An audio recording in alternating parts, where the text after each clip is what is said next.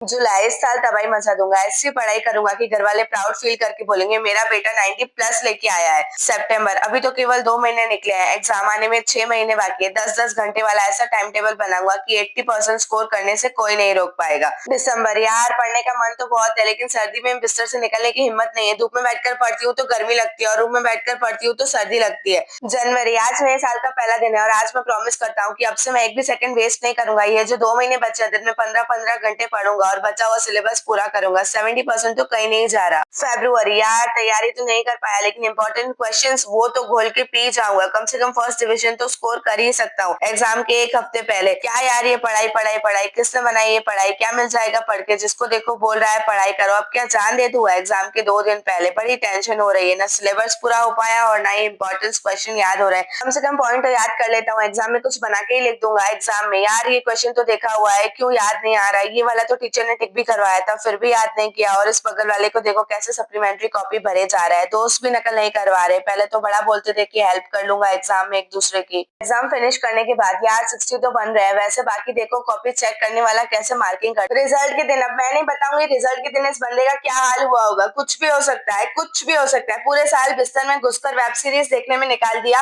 उसने। हर रोज मोबाइल पे उंगली फिराता रहा है, सुबह शाम दोपहर रात में जब देखो तब हालत खराब क्यों नहीं होगी? साल भर में उसने हर काम किया है पढ़ाई के अलावा। माँ बाप ने हर जिम्मेदारी लेके केवल एक काम लिया था पढ़ाई का, और इसने पढ़ाई को छोड़कर बाकी सब काम किए। किताबें सामने रखकर ख्याली पुलाव बनाता रहा। और ब्लेम किस पर जाता है? स्कूल में पढ़ाई सही नहीं थी, टीचर जल्दी जल्दी पढ़ाता था, सर्दी थी, गर्मी थी, लाइट चली गई थी, नींद पूरी नहीं हुई थी, 2 कौड़ी के बहाने, और रिजल्ट भी 2 कौड़ी का। और अब ऐसे ही टाइम पास करते रहोगे तो कौन सा तीर अब बच्चों 1 महीने में उखाड़ लोगे? मिलेगा ही ना रिजल्ट ऐसा। अगर ईमानदारी से चलोगे तो अभी भी टाइम है, अगर टाइम वेस्ट नहीं करोगे तो अभी भी टाइम है, अगर थोड़ा सा नींद का मुंह त्याग दोगे ना तो अभी भी टाइम है, और थोड़ा सा अपनी माँ बाप की आंखों में झांक लोगे ना तो अभी भी तुम्हारे पास टाइम है। तुम इरादा तो बनाओ, टाइम ही टाइम है। 6 घंटे सोने के, 2 घंटे खाने पीने नहाने धोने के, फिर भी 16 घंटे बचते हैं। 1 घंटा रेस्ट का और निकाल दो फिर भी 15 घंटे बचते हैं। क्या करते हो इन 15 घंटों में? बाबू सोना का रोना धोना। पूरे साल यही करते आए हो, थोड़ी दिन मेहनत कर लो फिर करते रहना गर्मियों की छुट्टियों में। वैसे भी पूरे साल भर छुट्टी मनाते आए हो, अगर अभी से इतने कैजुअल बन गए थे तुम्हारे सपनों की कैजुअलिटी तो बन जाएगी। अरे पढ़ाई कर रहे थे पूरा साल, कोई कंपनी थोड़ी ना चला रहे थे। सुनना अच्छा नहीं लग रहा? अगर ये भी नहीं सुन पा रहे हो तो लोगों के कमेंट्स क्या सुनोगे? तुम्हारे पेरेंट्स बड़े प्राउड से बोलते हैं सबको कि मेरा बेटा इंटरनेशनल पब्लिक स्कूल में पढ़ता है, मेरा बेटा इंग्लिश मीडियम में जाता है। उनको बेचारों को क्या पता कि उनका बेटा इंटरनेशनल वेब सीरीज देखता है। क्या है ये मोबाइल मोबाइल? किताबों में किसी ने प्याज रख दिया है कि पढ़ते टाइम आंखें बंद हो जाती है? बुरा लग रहा है ना? बट मैं गारंटी लेती हूँ कि इतना बुरा नहीं लग रहा होगा तुम्हें जितना रिजल्ट आने वाले दिन लगेगा। सुधर जाओ, अभी भी टाइम है। मोटिवेशन क्या काम करेगा अगर तुम्हें मोटिवेशन के बाद माइंड रिलैक्स करना है? ऐसे ऐसे वीडियोस देखते हो कि रिकमेंड में वही आते हैं। 1000 मोटिवेशन देख लो, लेकिन जब तक उनको अप्लाई नहीं करोगे कुछ भी लाइफ में चेंज नहीं होने वाला, कुछ नहीं बदलने वाला। अगर 15 के हो गए हो 20 के हो जाओगे, 20 के हो गए हो 25 के हो जाओगे, 50 के हो जाओगे, कुछ भी नहीं बदलने वाला। बस मोबाइल में नेट रिचार्ज करा नहीं पाओगे क्योंकि उसके काबिल नहीं बन पाओगे। अभी तो फ्री में मिल रहा है ना, इसलिए डेली का टारगेट है भाई 1 GB 2 GB 1.5 GB का,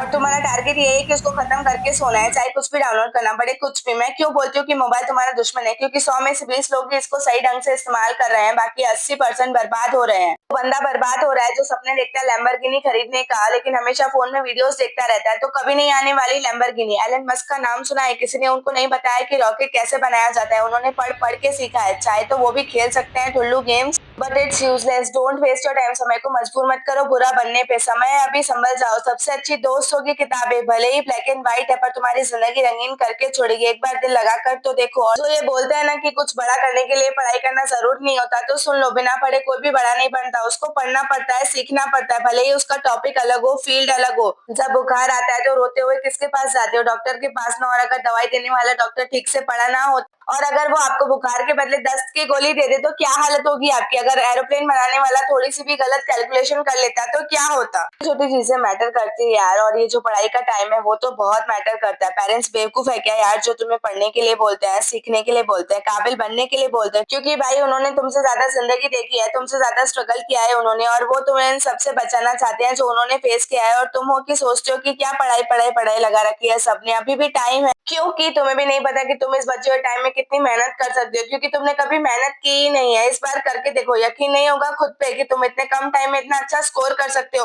तुम एक दरवाजे के पास खड़े हो, दरवाजे के उस पार सक्सेस है। जो ताला लगा हुआ है ना उस दरवाजे पे, वो पढ़ाई नाम की चाबी से खुलता है। आई बात समझ में? एक बात याद रखो, देश में अपना नहीं, दुनिया में देश का नाम करना है। पापा की मेहनत को एक नई पहचान देनी है। कैसे हार जाऊं मुश्किलों से, अभी तो माँ के हाथों में पहली कमाई देनी है। हौसलों की तरकश में कोशिशों का वो तीर जिंदा रखो। हार जाओ चाहे जिंदगी में सब कुछ, फिर से जीतने की उम्मीद जिंदा रखो। मंजिल क्या है, रास्ता क्या है, हौसला है तो फिर फासला क्या है।